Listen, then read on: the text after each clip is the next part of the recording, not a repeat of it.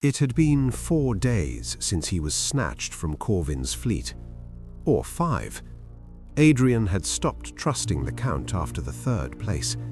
Vale moved him often, a room with a damp wall, another above a yard where carts rattled before dawn, another with a shutter nailed so tight he could not tell morning from dusk.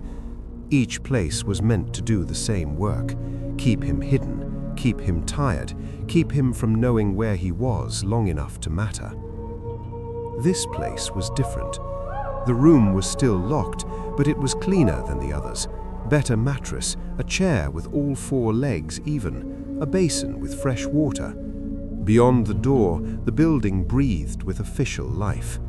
Boots crossed corridors at all hours, doors opened and shut.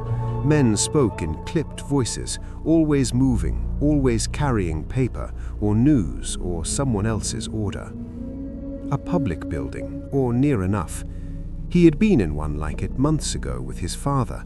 He remembered high windows, stale drafts, wet wool, old stone, and the smell of paper stacked in rooms where men believed ink could settle anything if there was enough of it. 2 guards stood outside his door. Adrian knew them by step, if not by face. That morning, a 3rd set of footsteps approached, slower, curious. Adrian sat still on the cot and listened. The newcomer lowered his voice, but not enough. "Did you hear? The pirate captain is in this building." One of the guards grunted. Everyone heard. "I saw him." Adrian's hands tightened on the cot. "Well," said the 2nd guard, "he's bigger than I thought. God's truth, he looked less like a prisoner than a beast forced into irons." A rough laugh answered him.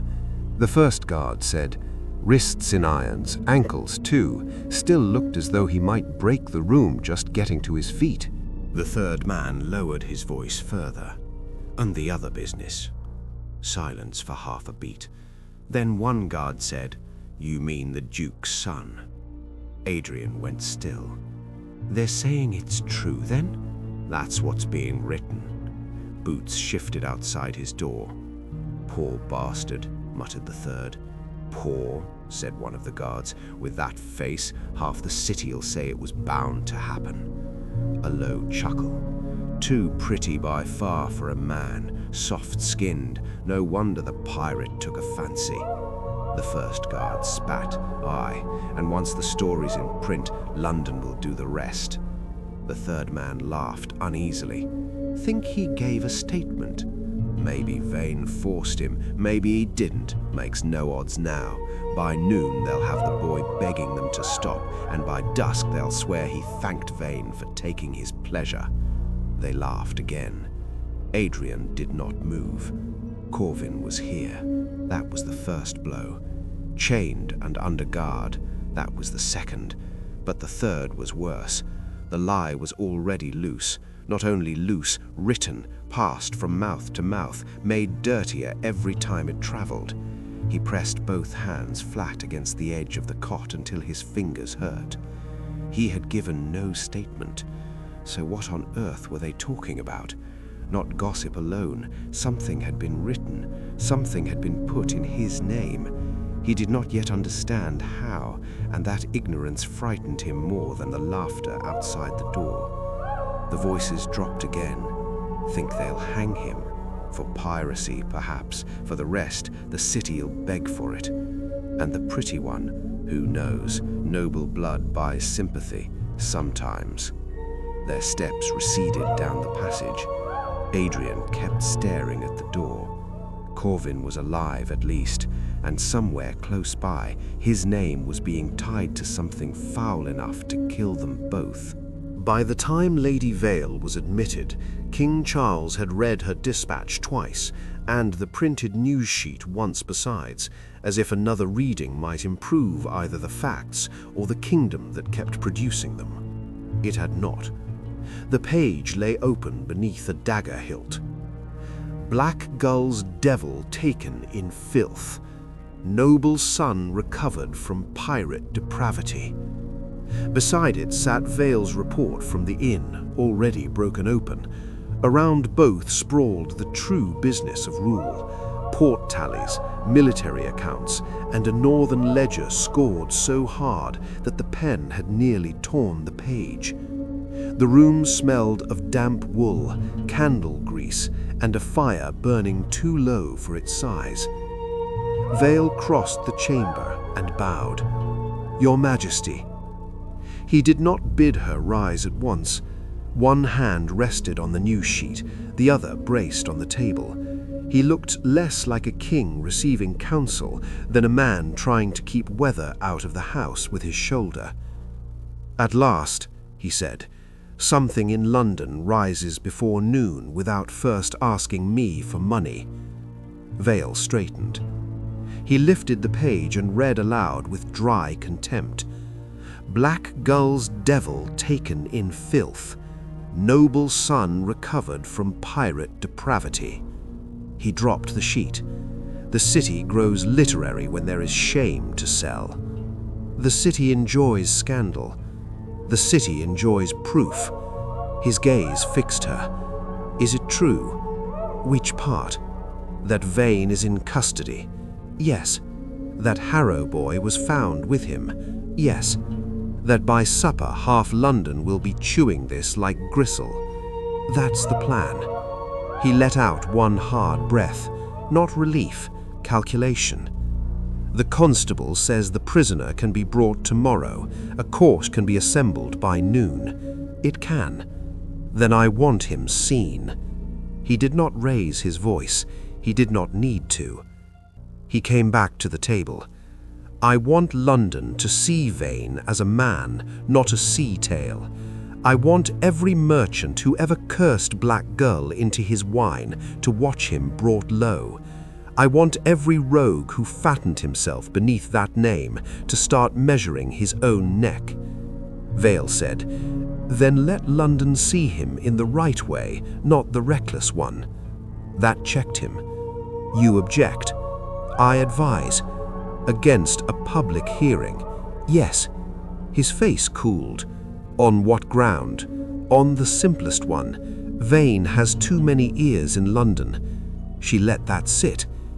"A crowded court gives him too much room, too many eyes to signal, too many hands to bribe, too many chances for panic, rescue, or interruption.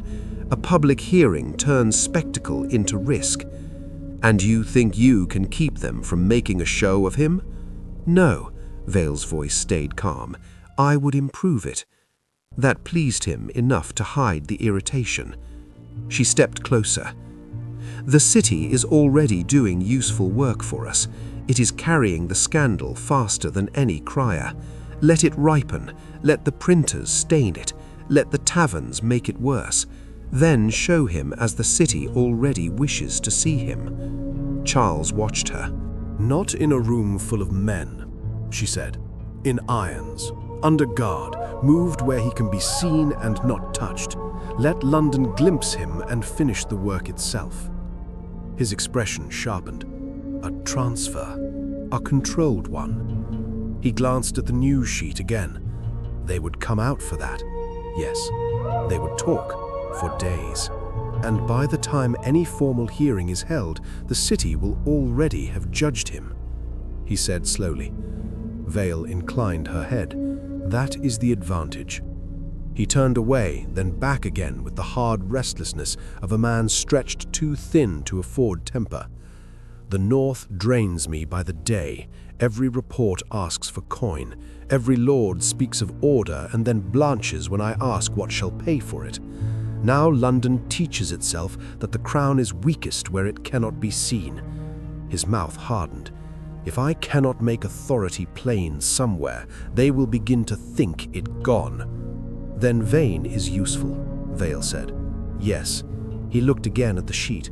"A pirate is trouble. A pirate with a noble ruin attached becomes instruction." Then his gaze lifted. "And the boy?" This time the question came quieter. Vale let the room narrow around it before she answered.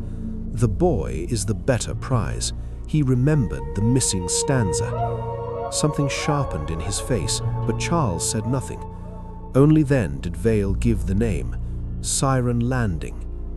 The fire shifted with a small hiss. For a big beat, he did not move. Fatigue stayed in his face. Appetite joined it. And Vane. He kept the boy for his own reasons. That does not make him worthless to our owns. He turned that over. When he spoke again, his voice had gone flat with decision. The hearing remains closed. The charges stand. The scandal stands. He tapped the paper once. Tomorrow he is moved under heavy guard. Let the city see enough to believe the rest. After that he is kept secure until I decide whether the rope serves me better than the sea. Vale bowed her head. And the boy? Charles asked. Now we have leverage enough to make the boy do our work. He will solve the puzzle and he will lead us to Siren Landing. Charles looked at her with open weariness and open hunger. Do not fail me, Lady Vale. I am asked for victories faster than God chooses to send them. Vale inclined her head. No, she said softly. You are asked for proof. That pleased him more than praise could have. He lifted his hand from the papers. Then bring me some. The latch turned. Vale entered Adrian's room with a bodyguard at her back. She took one look at him and knew at once that something had changed. You've learned something, she said. Adrian rose. I want to see him. No, he's here. You infer well. I need him to know I'm alive. I need him to know I did not do this to him. Vale watched him without blinking. How touching. Call it what you like. Whatever has changed in you, I mean to have the use of it. Then let me see him. Instead, she moved to the door. Come with me. I asked to see Corvin, and I said no. If you are wise, you will spend the next minute learning why. Adrian followed. She led him through a side passage older than the rest of the building, narrow enough that the walls nearly brushed his shoulders. Somewhere beyond it, official voices moved through larger rooms, male, clipped, satisfied. Vale stopped outside a door left open by less than an inch. Listen, she said. At first, Adrian heard only the work around the voice. Then he looked through the gap. Not Corvin. No chains. No guard with the pirate at the end of them, no sign of him at all. The rest of the room came after. Clerk under the window, examiner at opposite, one guard at the wall, and between them, turned just far enough from the door, the figure wearing Adrian's face. Yes, he locked the door, the young man said. Adrian forgot to breathe. The clerk murmured something he could not catch. The voice answered, he was kind first. His hands went cold. Not similar, not approximate, his own voice, his cadence in another mouth, the same clipped vowels, the same slight lift before danger, even the breath between clauses. He knew his own voice well enough to hate hearing it warned like this. Inside, the voice continued. I thought he meant to help me. I did. He said I was safe with him. Then he stripped me naked and pushed me on the wall. Adrian made a broken sound and started toward the door. Vale caught his wrist at once. If you try anything to stop this, she said quietly, I will make you stand by what was forged at Stonethroat as if it were your own, and the forgery bears your house seal. Move against me now, and Greymark goes into the dock with Vane. The clerk asked another question, and Adrian heard himself say with perfect measured ruin, yes, he forced me. Every day, whenever he pleased. Did you fight him? The clerk asked. At first, but he was too strong, the false Adrian said, head bowed. The word did not strike him. It hollowed him. For one wild instant, he saw himself tearing the door open, dragging the speaker into the light, finding the gold dust, the seam, the floor. Then the colder truth arrived. No one here would believe him. Not in this building, not with the scandal already printed and running through London like rats through grain. If he spoke of stolen faces and borrowed mouths, he would sound exactly what Vale needed him to sound. The clerk's pen kept moving. Vale leaned close enough that only he could hear her. Courts prefer a story that fits. You, above all people, ought to know that. I simply took the lesson further. That's not me. I would never do that to Corvin. No, that is why it works. She released his wrist. Adrian stared at the seam of the door and understood in one cold sweep the size of the machine around him. Vale, the examiner, the clerk, the printed sheets, the city eager to improve every lie for free. Prince was only the instrument nearest hand. The appetite behind him was larger. Corvin would hear this, if he had not heard it already. "I want to see him," Adrian said again. "And say what? That I'm alive. He likely knows that I did not do this to him." Something flickered in her eyes, then was gone. "You may tell him that after you give me something worth preserving him for." She turned and walked away. Adrian stayed where he was one moment longer, listening to his own stolen voice being written into law. Then he followed. Because truth would not save Corvin now. Only value might. They kept Corvin in a room meant to look respectable. Stone walls, a table, a chair, a pitcher of water, a barred window high above eye level, one guard at the door, the examiner opposite, and the clerk seated off to the right, where ink could turn anything spoken into law before it cooled. Corvin had seen finer traps. He had also seen weaker ones. The examiner began with patient contempt. Name, ship, cargoes taken, routes used, safe houses implied, never named. Corvin answered little. Silence handled correctly did more work than speech. Then the man changed his angle. "You understand," he said, "that piracy is no longer the most interesting charge." Corvin looked at him. There it was. Not his throat, the clerk's trap. The man did not care much about stolen cargo. He cared that Black Gull had become a rival shape of order. Traders paid to avoid it, feared it, bargained with it, measured themselves against it. The Crown could pardon theft when it profited.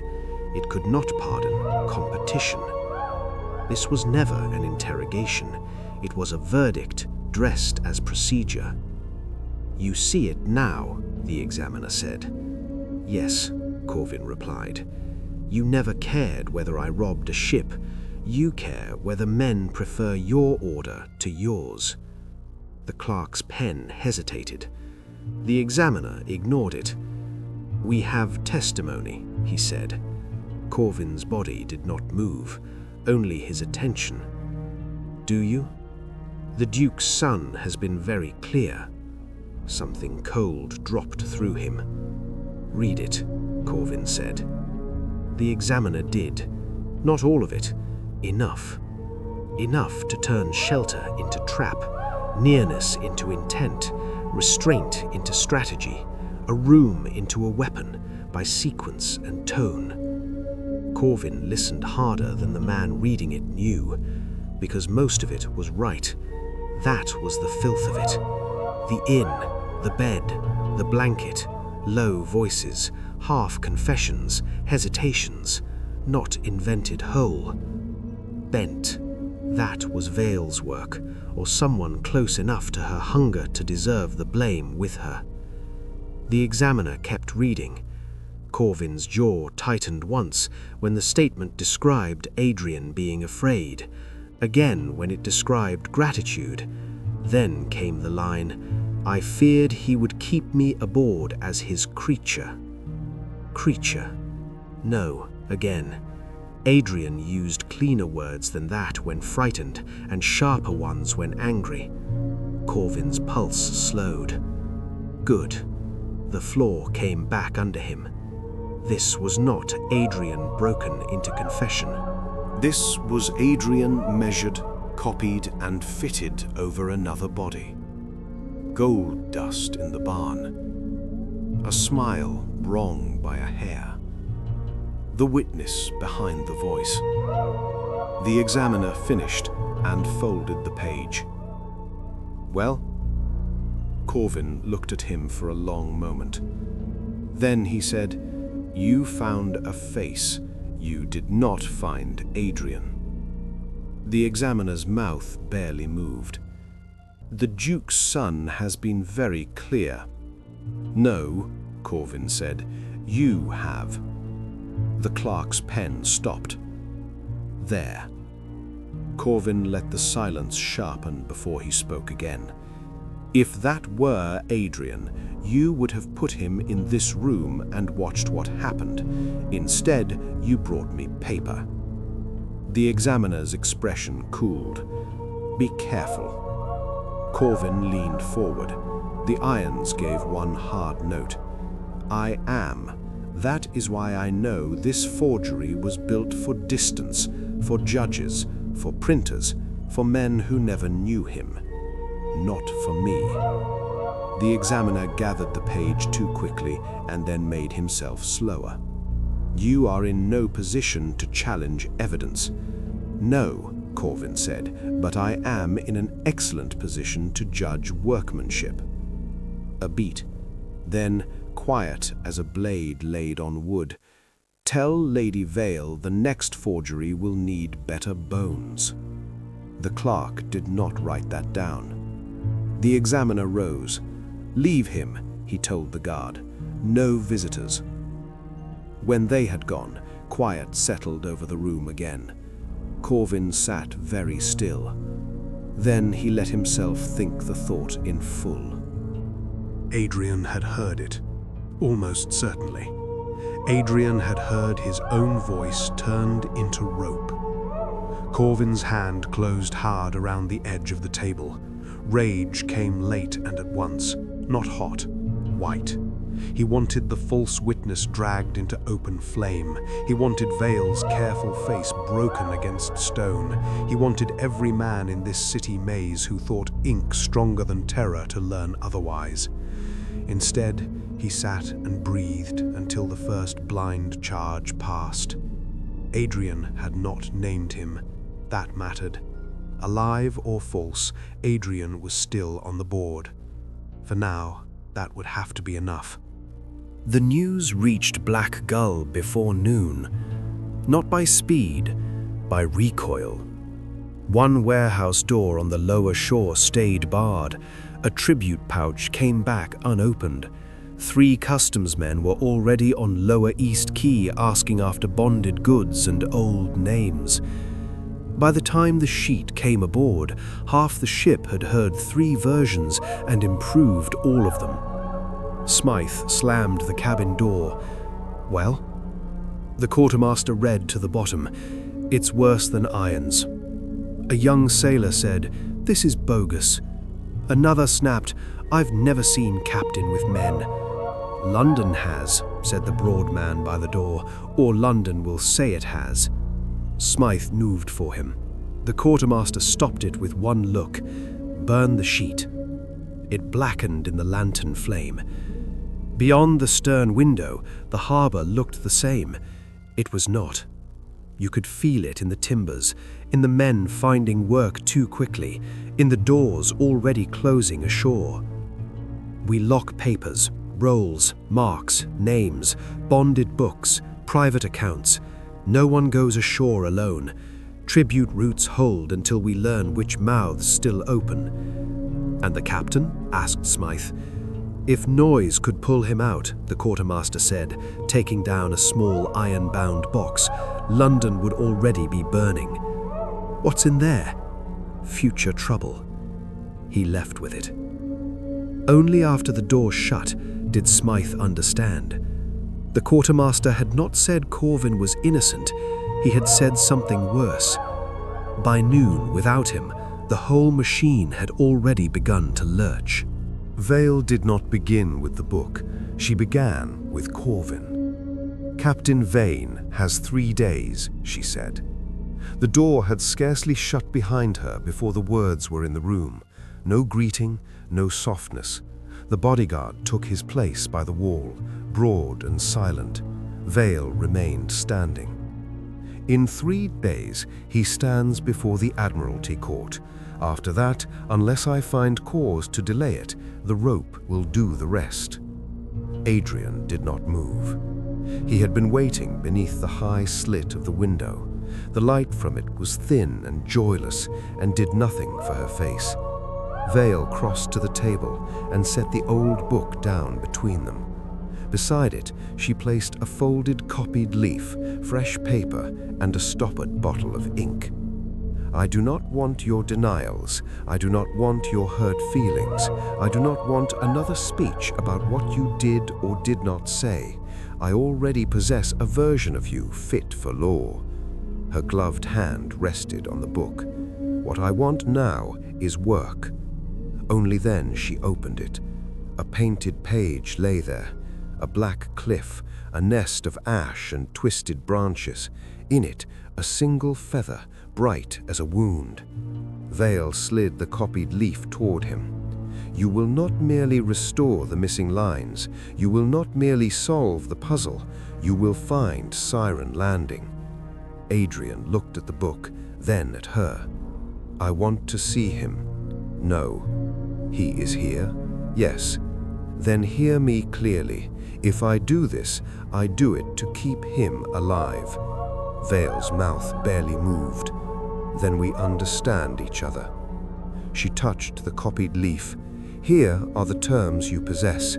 You have 3 days. In those 3 days, you will give me the missing stanza, the meaning beneath it, the conditions by which Siren Landing may be found, and the means by which it may be entered without losing ship and men. Do that, and you may see Corvin before the court takes him." Not good enough. It is all that is offered. Adrian held her gaze. If I do this, you release him." Vale did not even pretend to consider it. "No. You want something only I can give. You want something only I can give quickly. Do not mistake speed for power." The blow landed because it was clean. "Then there is no bargain." "There is," Vale said. "You simply dislike your side of it." She untied the copied leaf and opened it. 3 lines only, copied from some other source in some other hand. Adrian knew them at once. His mother had sung them wrong on purpose when he was a boy, just to watch him flare and correct her. He remembered the missing pages too, every one of them. Henry had torn them from the book, but not from him. Vale saw recognition tighten his face. "There," she said softly. "That look is more useful than pride." Adrian did not reach for the quill. "Then I want the cipher, the original, not a copy." Vale studied him for a moment, then gave the smallest nod. "Yes, the original. Because unlike lesser people, I do not confuse control with stupidity. You carry the book in your head. I hold the stolen scrap. Siren Landing requires both." She drew the folded piece from inside her sleeve and set it on the table between them. "You will study it under my watch. Do not mistake necessity for trust." Only then did Adrian step to the table. "You think this can be solved by clerks, by your mapmen, your priests, your antiquaries, your dust-drunk scholars?" Vale said nothing. "Good." He pressed harder. "Let them have every surviving scrap in Christendom, and they will still come to it late. I grew up with this story. I remember every page of that book, including the ones my brother tore out. I know which lines were sung wrong, which were skipped, which were never meant for children at all." That held her attention. Adrian laid one hand on the painted page and recited, his voice low and steady. "When the tide holds its breath and the bright mouth sings, watch the moon's eye, watch the waters ring. Seek not the shore by chart or star. The phoenix feather burns where lost things are. Vale's eyes did not leave the page. The feather is not in Siren Landing. It is on the cursed island. The nest comes first. Where? If charts could find it, there would be nothing left there to find. Answer me. He met her gaze. The sea around it is wrong. The needle turns liar. North runs loose. Ships sail by one star and wake beneath another. Men go in by reason and die by it. The ones who come back return hollow enough that fools say the island stole their souls. It is easier to call terror sorcery than admit it can empty a man and leave him breathing. Vale's attention sharpened. He touched the painted feather. The book lies to children in the way all books do. It gives them marvels so men will miss the instructions hidden under them. The feather lies in the abandoned nest on the cursed island. In darkness, it is only a feather. Under the blood moon, it catches light and burns without being consumed. That flame shows the true gate. One gate, said Vale. No, said Adrian, several. That is the cruelty of it. Even the bodyguard shifted at that. Vale said, explain. He leaned one hand on the table. The book calls them mouths. Children think caves, sailors think harbors. They are neither. They are entries, approaches in tide and rock and dark water.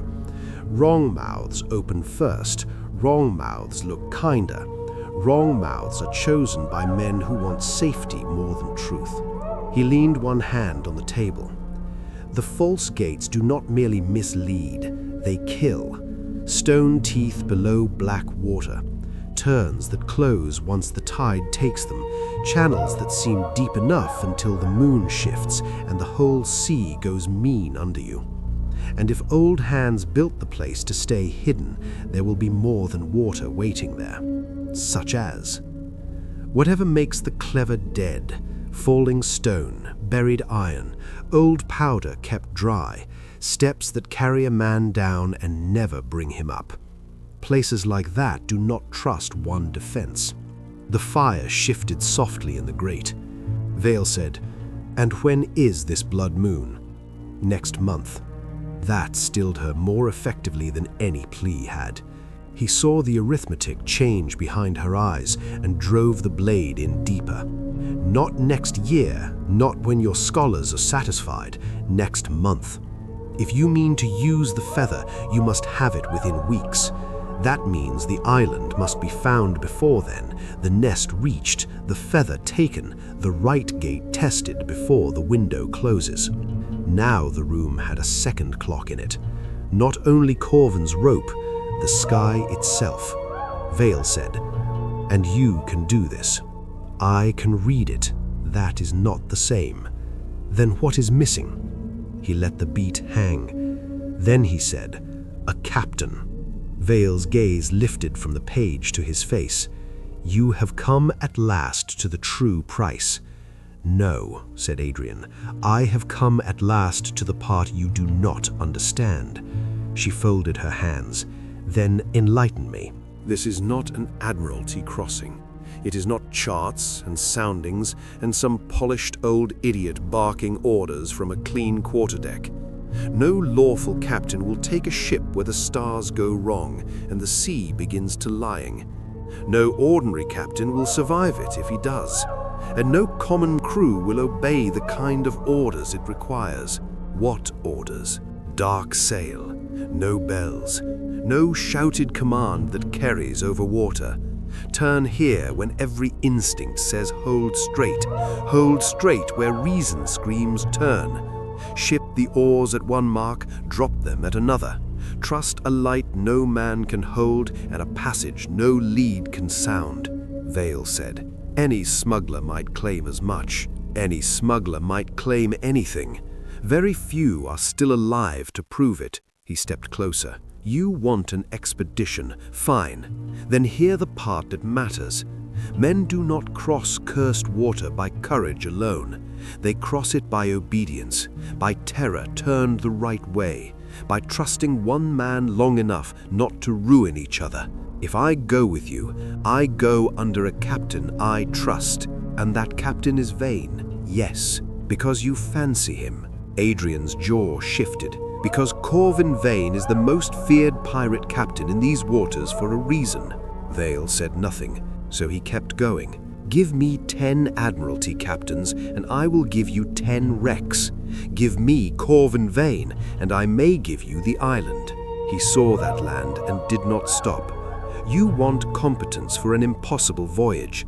There is no man in your service worth him at sea. Not one. Corvin is worth 10 Admiralty captains in water like that. He knows how to command fear before fear commands the crew.